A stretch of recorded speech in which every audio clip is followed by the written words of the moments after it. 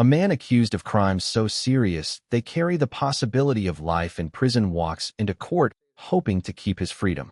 But within minutes, the hearing takes a devastating turn as prosecutors unveil allegations of violence, bond violations, missed check-ins, and a trail of troubling behavior. The judge starts digging through years of arrests, prior convictions, and courtroom records, and what he finds leaves little room for excuses. What happens next is a brutal courtroom reality check that turns a bond hearing into a complete collapse. By the end of this hearing, one decision will leave the defendant stunned. Call the case. This matter is entitled People of the State of Michigan versus William E. Benz. File number is 2425114FC. This is a 45th Circuit Court matter. Mr. Benz started this journey in the district court several years ago in front of Judge Pattison, and the matter was bound over to circuit court on a waiver or preliminary examination. My name is Judge Jeffrey Middleton. I'm here by special assignment on behalf of Judge Paul Stutzman. Judge Stutzman has announced that he is undergoing a course of cancer treatment, hopes to complete the treatment and return to full service, but for the time being, we will be filling in for these kinds of things. I am cross-sworn. All four of us are cross-sworn to handle assignments for one another, and several times a year I'm called upon to do a circuit court matter. So you have me. What we have here is a motion by the people to revoke bond in this case. The people are represented by Elish Gallagher. Am I saying that correctly? Elish Gallagher, Your Honor. Elish? Elish, yes. Elisha. All right. Elisha Gallagher is here from the Attorney General's office. Luke Knopfinger is here on behalf of the defendant, and Ross Truckee as co-counsel in this matter. This matter was assigned to the Attorney General's office during Prosecutor Marvin's term. He asked the Attorney General for assistance in multiple criminal sexual conduct cases, maybe 6.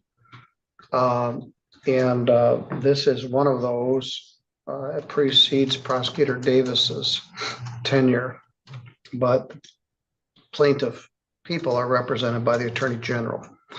Mr. Benz was originally charged in the district court file number 231412. Charges are serious.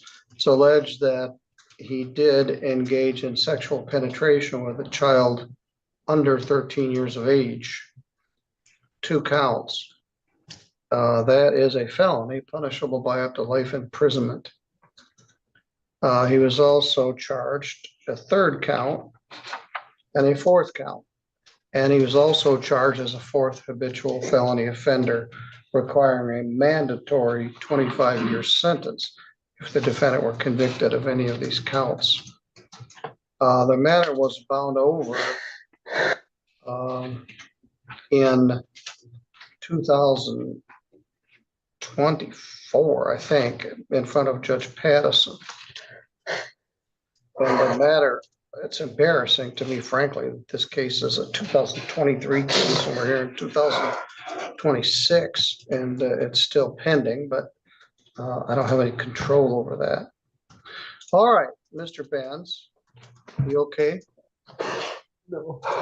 Well, I got the Kleenexes there. Yeah, serious charges, serious ramifications of a conviction. The prosecutor, through the Attorney General's office, has moved to revoke your bond.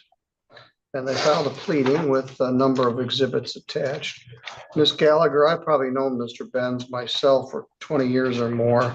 I got my wife is right there. That's who the All right. That was on. That's a good. All right. So why don't you state for the record the people's reasons for requesting to cancel the bond? Thank you, Your Honor.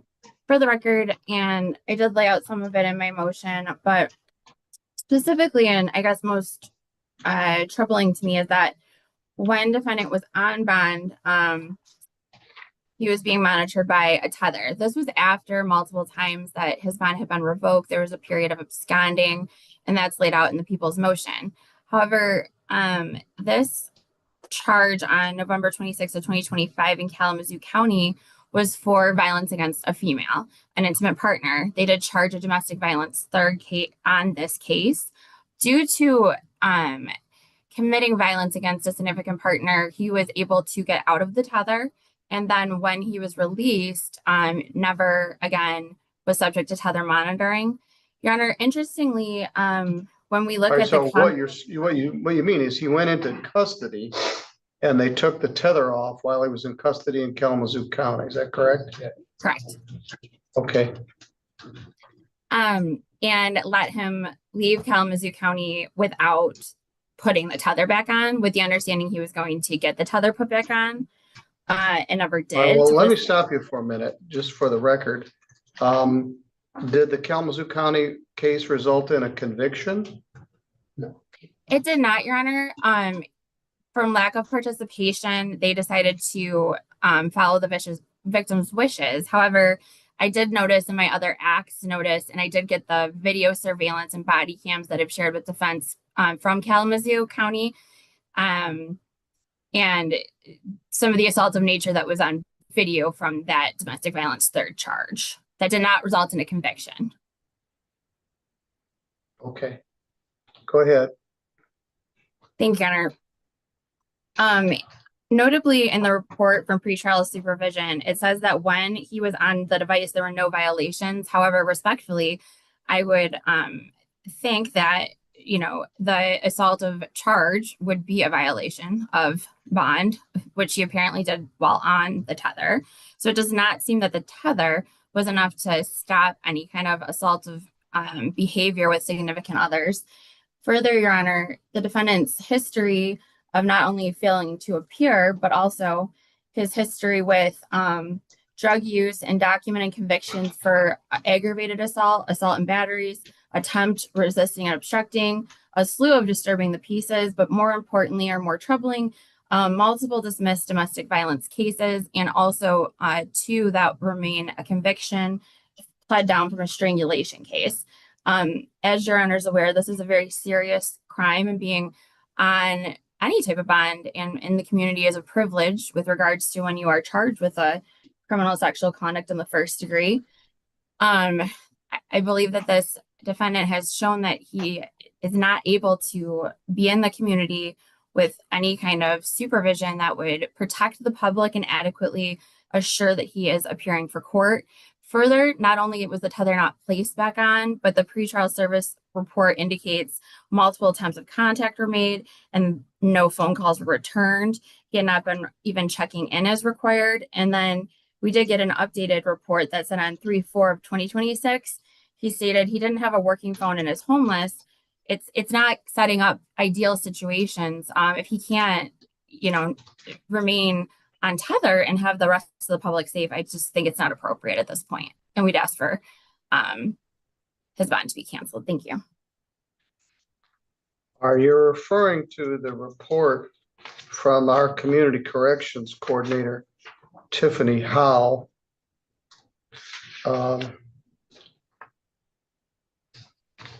From earlier this month in March, is that correct? There was one from report dated March 6th of 2026, Your Honor. There was also one dated report January 28th of 2026. I believe I attached the January report as exhibit 2 to my bond motion. Well, the more recent one you referred to, March 6th. Yes. Is doesn't say who authored it, but Tiffany Howe, where you indicated he did contact the office on Wednesday, March 4th. He does not currently have a working phone and is homeless. He's been staying at the shelter. All right, thank you. That's, I think, in the file as an exhibit.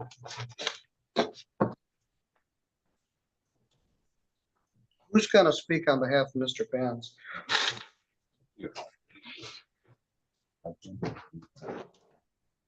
I can make a couple comments, Judge, and then ask Mr. Truckee to maybe play cleanup here. A couple things is the case was dismissed in Kalamazoo. Just yesterday, the day before, I did receive a lot of body cam footage. I didn't have the surveillance footage to review repeatedly throughout the case.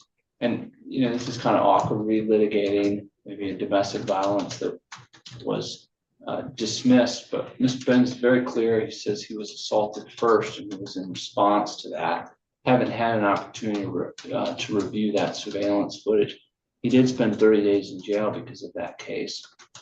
Kind of interestingly too, I note too that Tiffany Howe does say that the electronic monitoring, I guess there's some attempt to have him placed back on the GPS monitoring.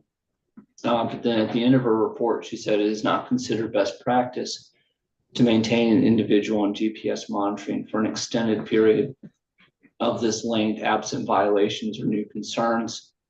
I guess maybe that's the violation of the new concern. I don't know. This case has been pending for some time. There was just a 768 notice that we're preparing an objection to filed just recently. I would note, and I think this is important because MCR 6.106 is invoked here, that due to the nature of the charges, the court can deny bond if the presumption is great. That's important, Judge, because, and I don't know how much the court is familiar with the case. I assume there's an affidavit. That's all I do know about it. I didn't handle the case at the district court level. Judge Pattison did, but I have looked at the affidavit of probable cause that accompanies the pleading. And I would note a couple things in there, Judge. This is a delayed disclosure from 2023 based on allegations in 2015 and 2016. So there are a lot of things going on here. There's a couple protective orders in place. So there are some medical records and some other things I can't really share with the court, but we're litigating those points. So I think what the court would have to find is that the presumption of guilt is great, and then the court would then have to make a finding that the second part of that court rule that either there would be a risk of harm to another individual or the public at large. There was a period of time where Mr. Benz was not making, that he had failed to appear. There have been a litany of status conference, motion hearings, and other things where he has appeared for those things. I tried to follow the history of this case, and like I said, I'm embarrassed how old this is, but there have been probably more than a dozen court hearings in this matter. Yeah, that's true, Judge. And underlying all of this too, Judge, is just, well, simple and honest in poverty, right? Where there is someone is living at the homeless shelter, struggling to find secured housing. There have been a long list of phone numbers that have been provided and then been discontinued. So Mr. Benz is here today. He has appeared at numerous court hearings. There is a difference between, there was a bond that was set. Many of the things stated in the bond motion too were known when the bond was set initially. He was able to post that bond, and now the ask, Judge, is to just throw it out altogether and cancel the bond. Court has a wide range of options before it. I think asking to have the bond canceled is somewhat of an extreme ask given the circumstances. So defer to my colleague. Thank you. All right, Mr. Truckee's quite eloquent. Let's hear from him too. Thank you, Your Honor. In response to the state's argument, first, there's a hint that bond is a privilege, and I would object to that consideration. Remaining on bond may be a privilege, but it's also a right that our founding fathers established for us. Mr. Benz posted a bond, and he has attended the vast majority of the court dates. There was an issue in November, I believe. Judge Stutzman heard about that at a status conference earlier this year, and he made his determination on that at that time. This domestic violence investigation was also known at that time. A formal motion, I don't believe, was brought before Judge Stutzman, but this was all in the air at the last status conference. It wasn't a big surprise. And Judge Stutzman allowed Mr. Benz to continue on bond. He's been participating in Ministries with Communities in Kalamazoo. That is a resource he's used to stay in contact with me. He's been in regular contact with me. He's not absconded from the state. He's not disappeared. He's he wants to continue to litigate this case. It's a complex case with old allegations. This may be the most important moment of the entire hearing. The judge isn't looking at just one event. He's examining the defendant's entire history. Past convictions, unpaid court obligations, supervision problems, alleged threats, and recent conduct are all being weighed together. When judges make bond decisions, they're often asking one key question. Is the community safer with this person released or in custody while the case moves forward? And again, as Mr. Knopfinger alluded to, very technical and private details that we may be subject to a protective order. But all we're asking is that Mr. Benz continues doing what Mr. Benz is doing while this case is prosecuted. Work every day. The domestic violence case was dismissed by the prosecutor in that jurisdiction. I don't have documents saying why. I don't have a declination. I don't have a nollie pros order in front of me. The prosecutor in that jurisdiction elected not to pursue charges after Mr. Benz did spend some time behind bars. Of note, the alleged victim in that matter was also taken into custody on that day and released shortly thereafter. She's here today. Also, there's some conflation. There's a criminal sexual conduct charge against a minor, and I don't want the conflation of between domestic violence charges with intimate partners to kind of bleed over. Those crimes, I suppose they rhyme with each other a little bit, but they're not the same. And so I want the court to make sure to kind of consider them distinctly.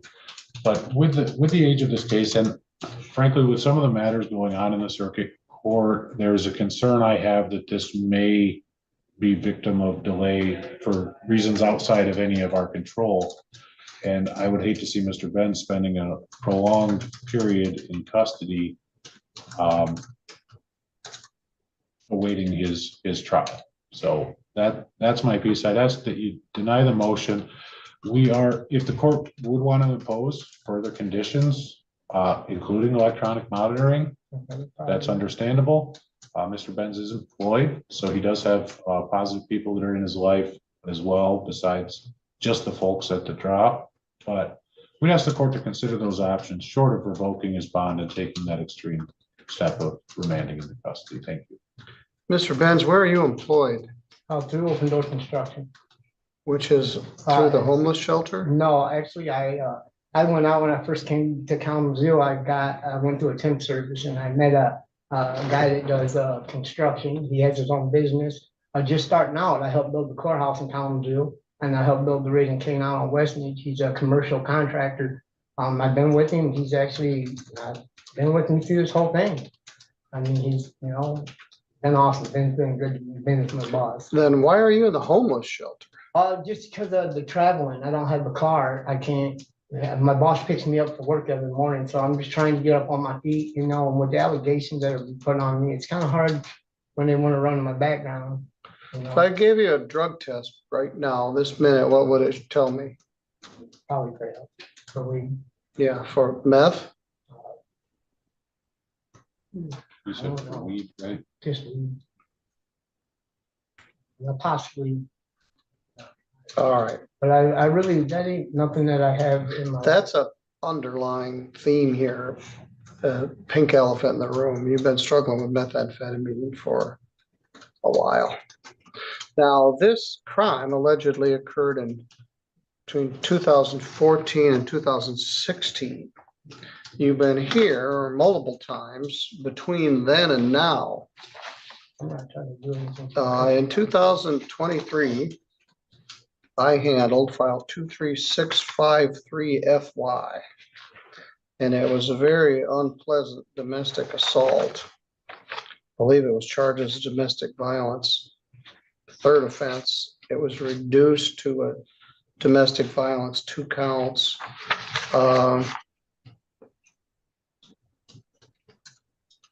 You assaulted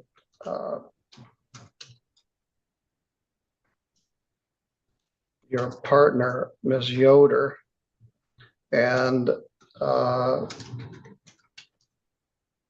holding her down on the bed, slapping her repeatedly, tearing her clothes off, shoving her down the exterior steps. I gave you 60 days jail in May of 2023.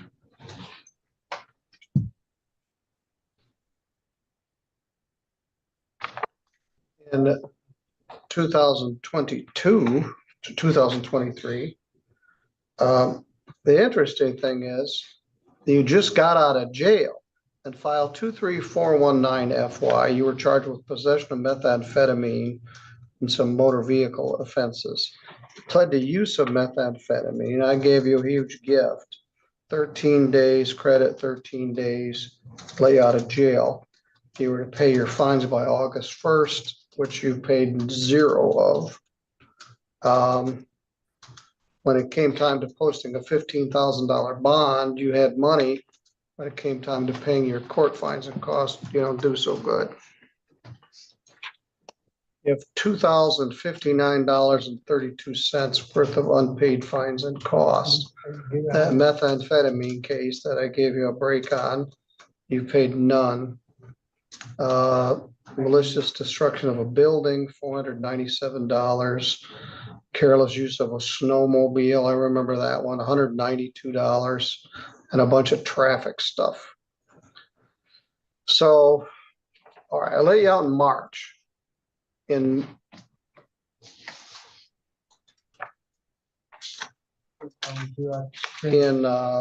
April, you beat up Miss Yoder and you go to jail for 60 days.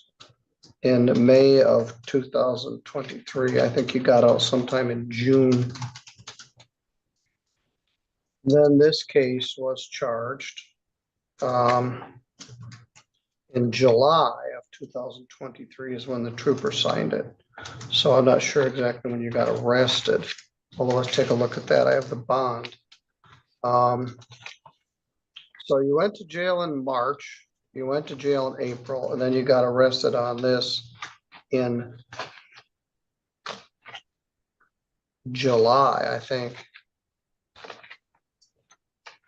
The instant case arrest would have been in late November, early December of 24. 2023. I'm looking for the bond form. I had it.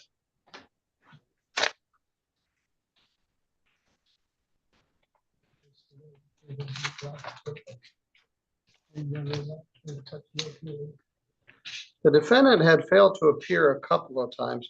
Frankly, I was surprised that he posted the $15,000 bond. It was set by Magistrate Autumn Kiefer, and the defendant did post it. Then it got revoked maybe twice. I had the bond. You're not doing better, Mr. Benz. I suspect if I gave you a drug test right now, it would show positive for methamphetamine, and you acknowledge it would be positive for marijuana. You got some indeterminate job and you're living in the homeless shelter. This is not a matter of ensuring that you show up for court. It's a matter of protection of the public.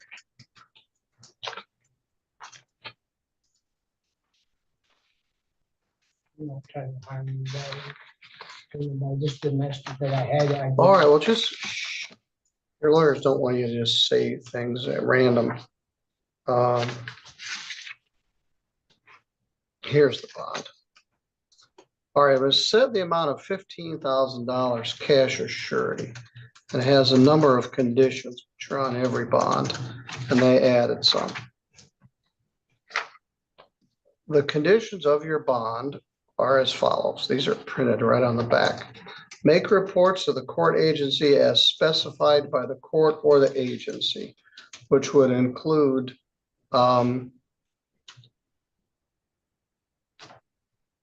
we don't normally eat or drink while we're in court, So I'd ask you to leave the Apologies. coffee set aside. We'll pretend like we're in a real hearing.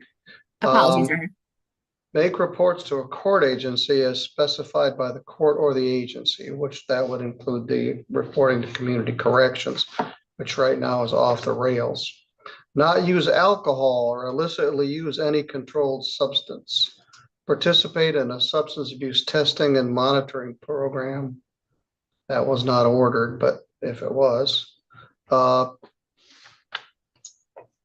ordered 2, 5, 8, and 9. So not use any drugs, comply with the restrictions on personal association of place, residence, or place of employment, not to have any contact with the complaining witness. After reviewing the charges, bond conditions, criminal history, and recent allegations, the judge reaches a clear conclusion. The defendant's bond will be revoked. The court emphasized concerns about public safety, compliance with bond requirements, and the defendant's overall conduct while awaiting trial. While the underlying criminal case has not yet been decided, today's hearing was about whether the defendant should remain free before trial, and the judge ultimately said no.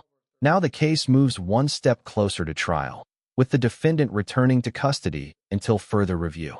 If you found this courtroom hearing as intense as we did, make sure to hit that like button, share your thoughts in the comments, and don't forget to subscribe for more jaw-dropping courtroom breakdowns. Condition 8, continue to seek employment. Condition 9, continue to begin educational employments. The bond also says you shall not harass, intimidate, beat, molest, wound, stalk, or threaten to engage any conduct that would place any of the people in danger, specifically those people.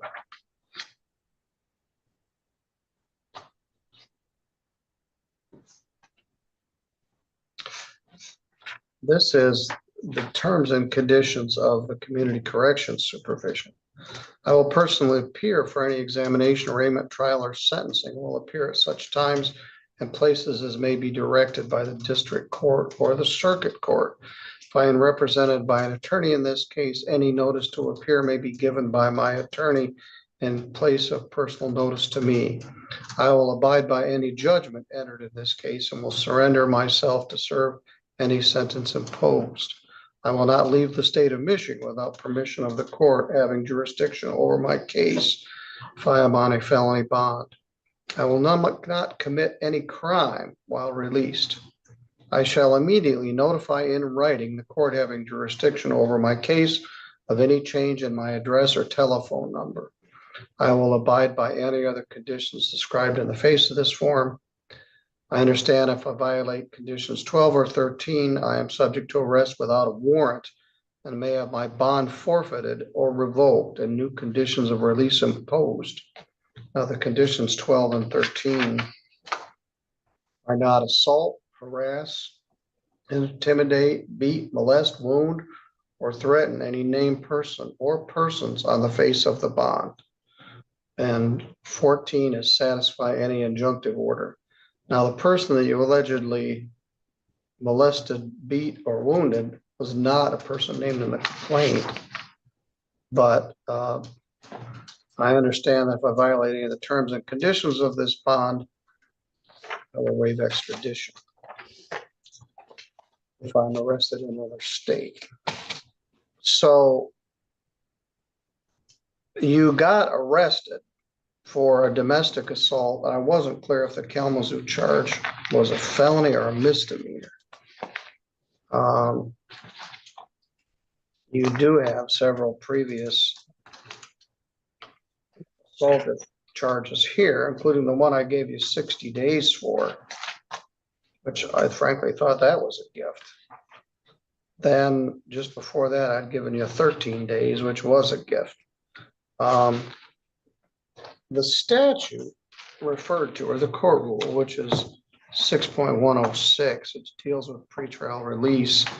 Now, one of the issues here, this is a serious charge. This is a capital offense, 4 counts of criminal sexual conduct, first degree, which is punishable by up to life imprisonment. It's not breaking into somebody's shed in the backyard. It is a capital offense as a 4th habitual offender. So you take into account the actual nature of the charge. 6.106B.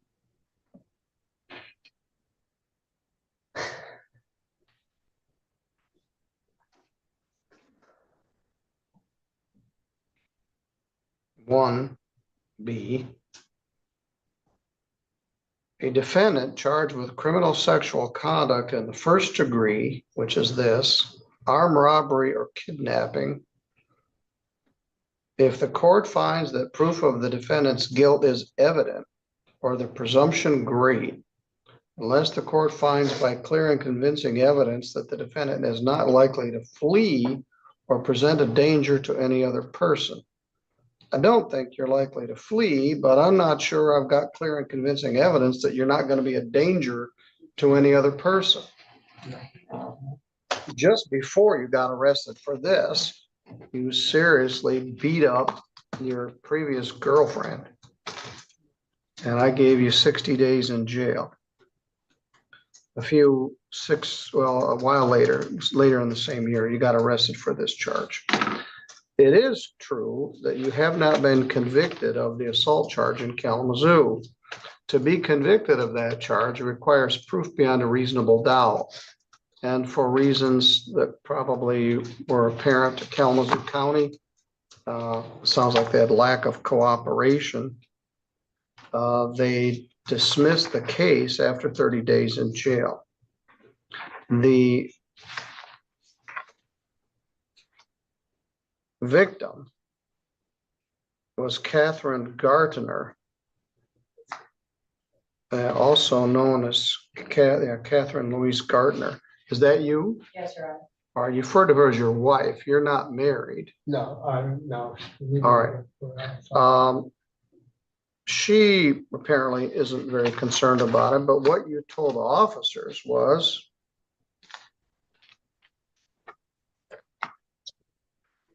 on the body camera, you think I assaulted someone today, just wait till I get out.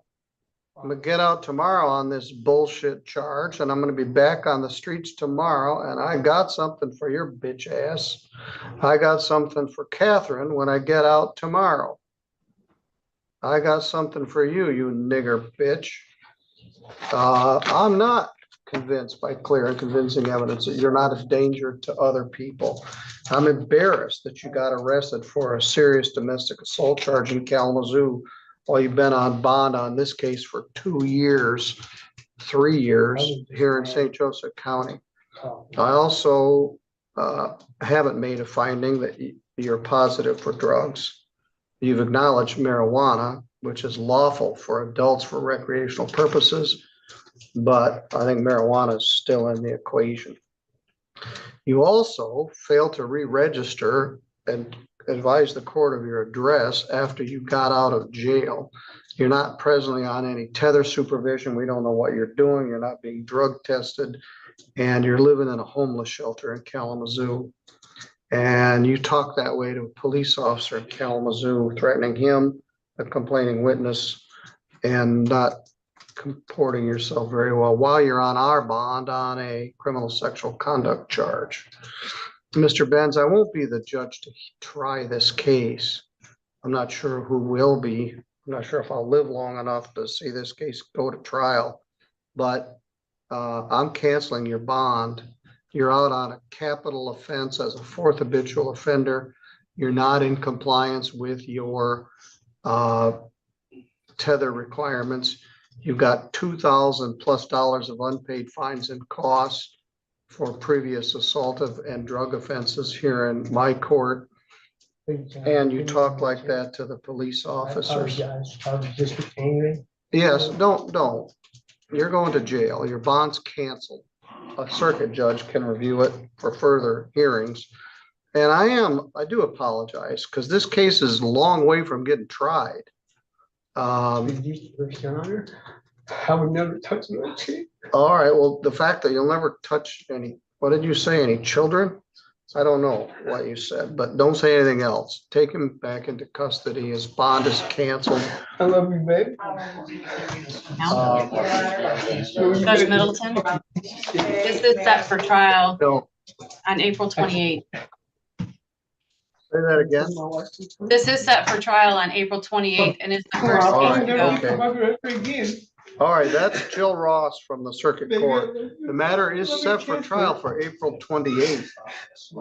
So we are really not talking about that. Billy, I got you here. I love you, sweetheart. Don't worry, Billy. We'll figure it out. I thought you had sent me an order canceling the bond, but I couldn't find it. No, you're on. Did you Billy, knock it off. do one? You guys didn't even let me say anything on this yet. We're still on the record, so you guys have a seat for a minute while we finish up, and then you can talk. Did you send an order canceling the bond? Would you like me to do one, Your Honor? Apologies, I did not. Well, we had an earlier one. Jill, can you do one? Yes, I can. All right. For the reasons stated on the record, the bond is canceled. I feel better knowing there's an April 28th trial date. I don't think he's a flight risk, but I'm not convinced that he's not a danger to other members of the public. All right, thank you. We'll prepare the order here by the court. Appreciate it, Your Honor. Thank you. All right, thank you. Apologies again for the drinking, Your Honor. Well, you didn't know. People tend to just be informal when they're in their office, and but that's generally not a good form. All right, Understood, thank moving you. forward. Nice to Thank meet you. And Thank you. good luck as this case goes forward. Thank you, gentlemen. Middleton, you said April 28th was the trial.